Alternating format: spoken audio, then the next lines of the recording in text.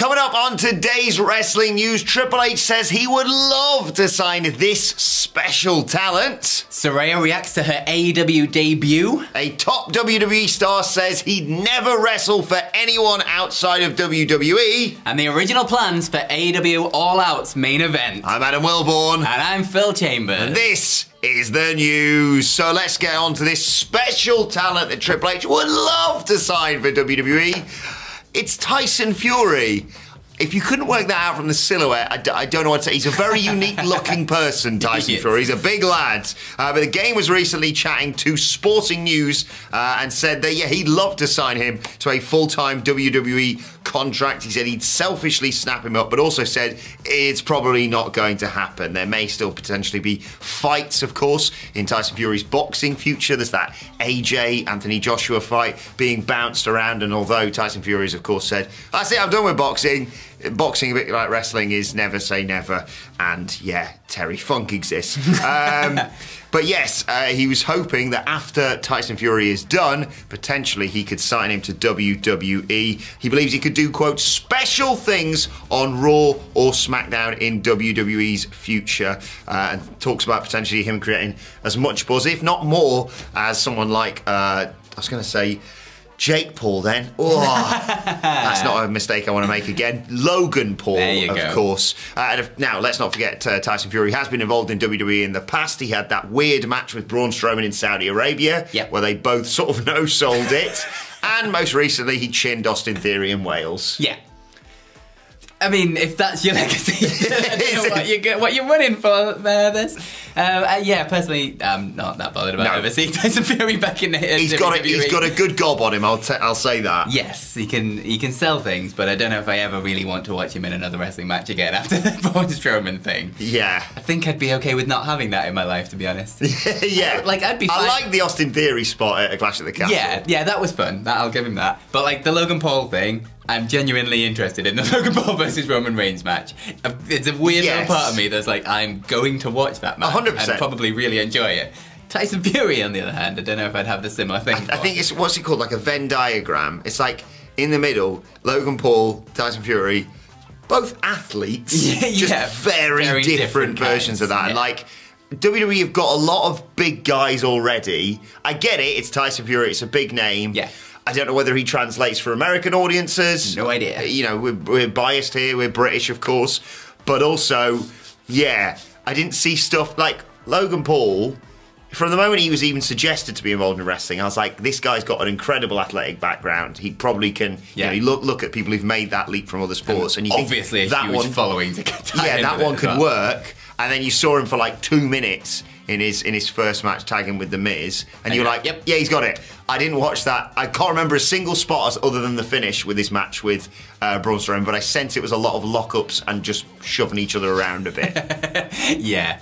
They've got a lot of lumps already, WWE. This is true. I am so far out of the loop in terms of the real fight world, because I don't really care. It's all crap anyway. Bring some fakeness in my fights, goddammit. So I have no idea whether this genuinely translates to a global audience. So let us know in the comments down below whether you'd be interested in seeing Tyson Fury, or whether he's a name that you would seek out to watch in WWE. Yeah. Be interesting to know. I like him as just an enforcer, just comes in, punches someone, leaves. Sorted. Maybe he has a bit of a sing-song.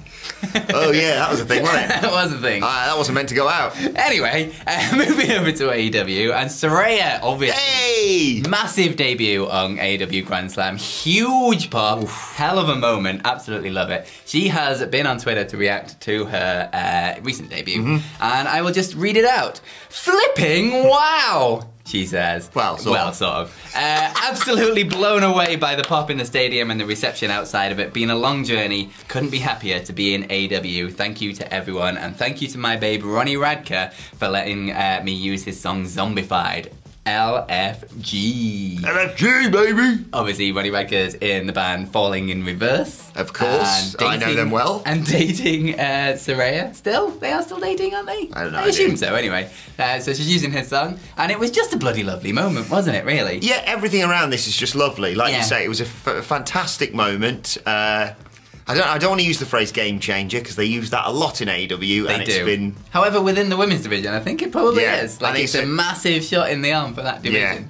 huge lump of star power. Especially as she's got a record up on the roster website, so we assume she's going to be working. They seem to be suggesting that, obviously, they were on very commentary. heavily hinting it on commentary, saying that she can go. Yeah. And Sidge pointed out very well that just because she didn't do anything physical doesn't mean anything. It may be one of those things, a bit like Sting, where they're like, you're like, oh, what can they do? And then they do something bonkers crazy with Brian Cage or someone like that.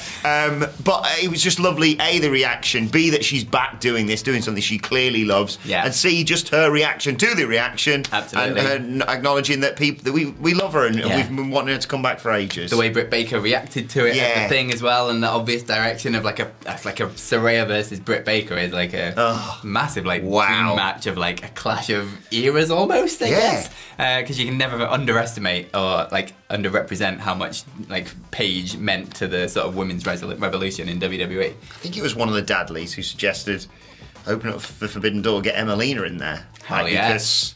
Bring it back, where it all began, guys. That is where it all began. And not with Stephanie McMahon. No, funnily enough. Nate Diaz's best friend, according to Twitter this morning. That was weird. Anyway, let's talk about Braun Strowman. He has vowed he will never wrestle for anybody outside WWE again. Yeah, right. He was on Corey Graves' After the Bell podcast, which, Phil Chambers, is one of the best podcasts out there. You know, that isn't ours, the number one UK wrestling podcast. He talked about leaving WWE. He talked about his agent, who he described as unbelievable. And he said he did play around with ideas after leaving WWE in June of 2021. Yes, he went to Control Your Narrative, of course. And he popped up at Ring of Honor's Final Battle, let's not forget. But he didn't do anything physical. And then he got bought by Tony Khan, of course. And yeah, I think he always had an eye on a WWE return.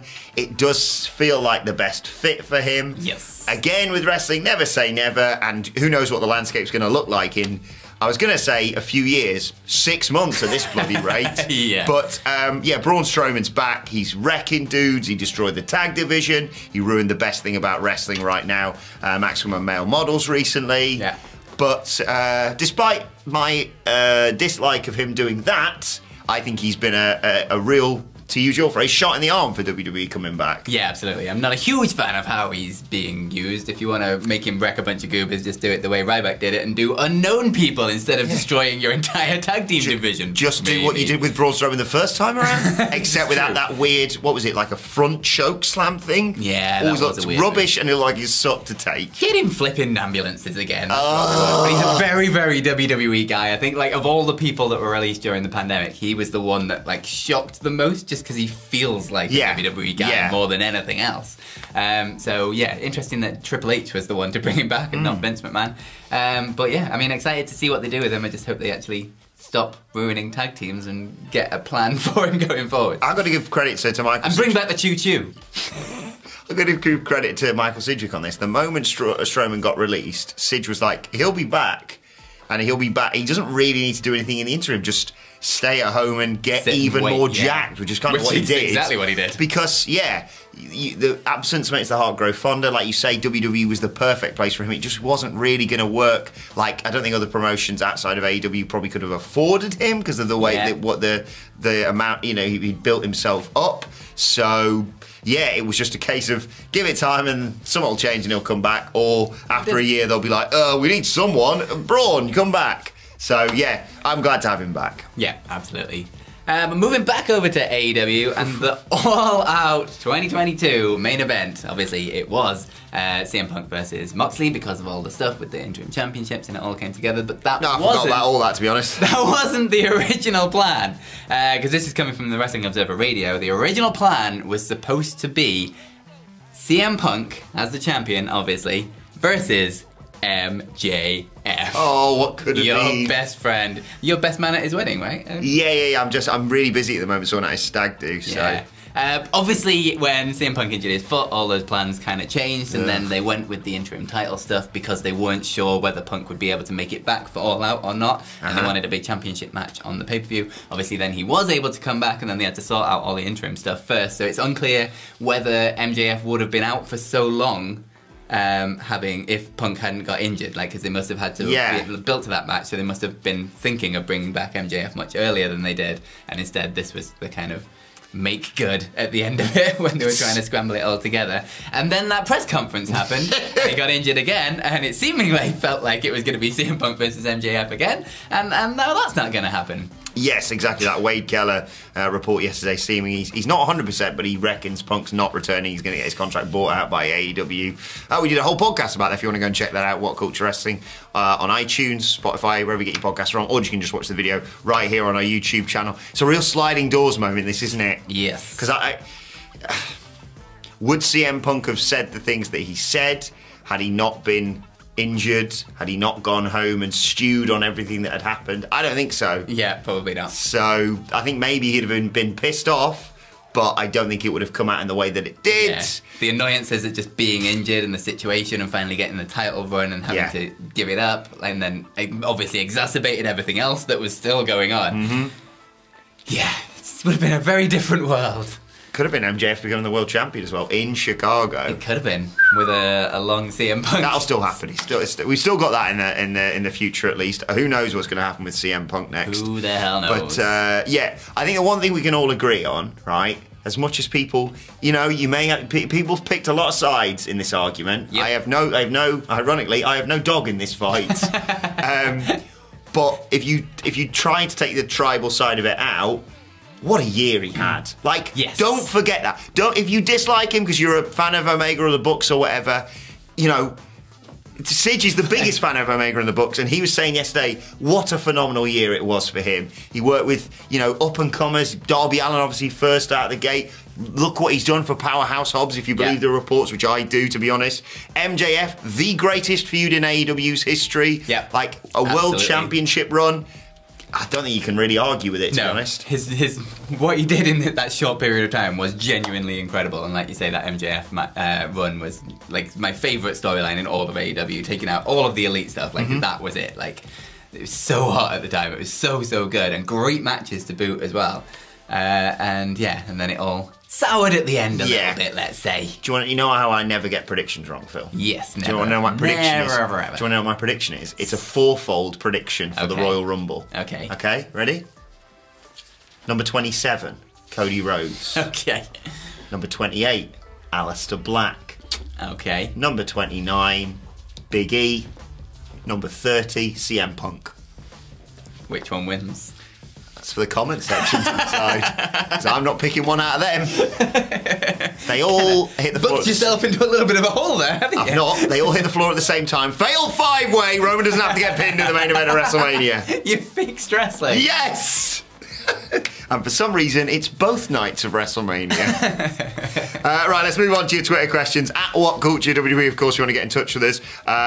And campaign for the return of WCW. Yeah, which bring it back. It's gathering speed, this. We've got Will Ospreay on board. We've got me and Phil on board. Miller wants to, obviously. We can call Tamatonga, I'm sure he'll be. Yeah.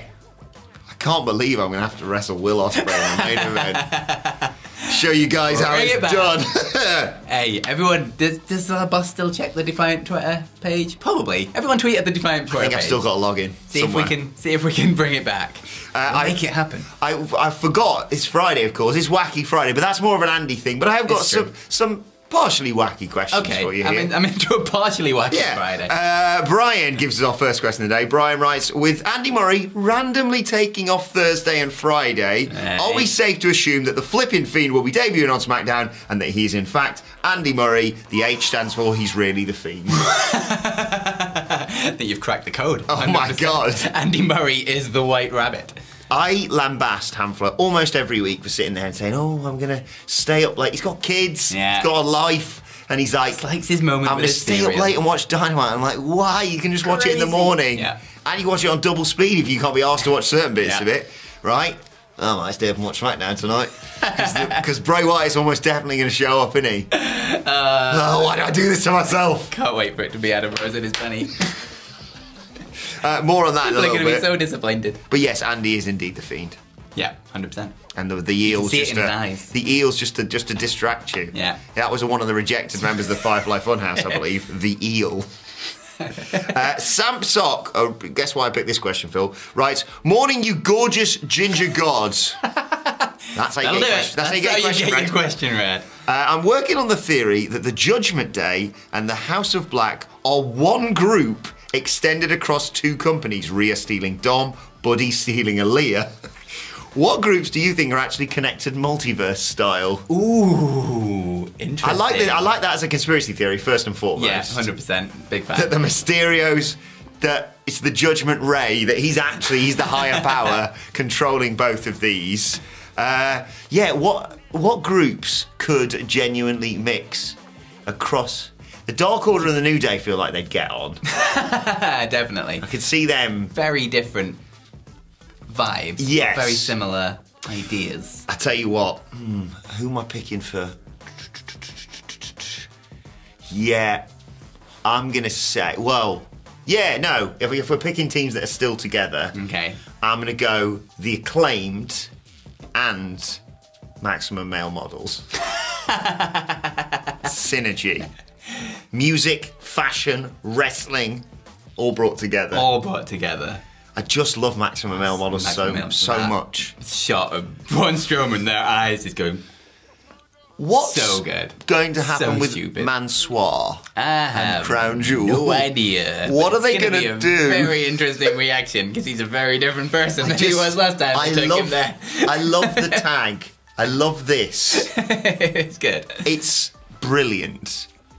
Who else? I can't think of any other teams with synergies. Synergy. Who have we got? What tag teams have we got? The Alpha Academy linked with someone, surely. Ooh. Thank you. Alpha Academy and Blackpool Combat Club, that would be. They are. Yeah. You know what? No wrestlers. Let's get it right though. Blackpool Cuckold Club. There it is. Marky Luigi gives us our final question of the day. Marky asks, "Hello lads, hope you guys are having a good day." Hope you are too, Mark. Just wanted to ask, head to head, who have you guys got for hyping up a crowd? Anthony Bowens or Big E? Ooh. That is tough. That is tweet. I'm going to have to go with DOG Big E. Sorry. Yeah. I love the booming power of his voice. Like, first and foremost, credit to The Acclaimed. Like, everyone's been sharing on Twitter the path that they took. Yep, absolutely fantastic. Making their debut in AEW to now, of course, being great tag match at champs. Grand Slam as well. Yeah, I'm really happy for them. Anthony Bowens is such a talent. Max Caster on the mic and in the ring is great as well. I'm so happy for them, but we have to go Big E, don't we? It's gotta be. He's our bud. He's our friend. Yeah, I don't know what the latest is on his. The last thing I heard was positive, I believe, around E's neck. Yeah. And I saw that video of him chucking his neck brace in the bin and thought, oh, here we go. But I'm not going to... I realised I just booked him in the Royal Rumble earlier. But I was like, we're not going to overhype his return. Come back when you're ready, E. But we love you here at WhatCulture. Yeah. And huge fans and always will be. Yeah, and there's not many... the deadest of dead WWE crowds, when he comes out and he... Whoa, there we go! Doesn't matter who you are standing the F up. I love him so much, man. Right, let's move on to today's and finally. And just give shout out to the brilliant talents of Ryan King, at Ryan King Art on Twitter, who says, "Happy Friday, gents. Here's some more art to get you into your weekend." It's all White Rabbit based, of course. White Rabbit has a face of a flipping fiend. It's going to happen tonight, isn't it? I hope he comes back dressed like that. What are we going to do for thumbnails when Bray Wyatt actually's back? Well, we've got Punk now. Punk was supposed to come to WWE. the void of thumbnails that have I was chatting to Miller about this yesterday. They've built this really well. For WWE, we were talking about this. Considering their history of subtle teasers being about as subtle as a sledgehammer. No. It's been good. It's been quite great quick as well for them. They normally eat these things out way too long to the point where we're just come out already. But this one's been quite a quick, get everyone excited and then get it out, unless nothing happens tonight. Exactly. In which case, they are completely screwed. They're like, here's the rabbit. See you next week. We meant different 9/23. No. But yeah, excited for SmackDown tonight. Very. Imagine if it's Punk. Ooh. It's not, but imagine if it is. Or the bunny. Oh, the bunny from Adam Rose. Adam Rose's bunny. They're the only two that I would be happy with.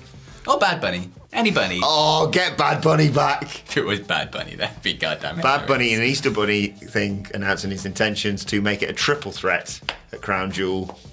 Bad Bunny, Logan Paul and Roman Reigns. Do you know what? I'd pay to see it. That is going to be the maddest main event ever. Took Tyson Fury in there. Anyone can have a go.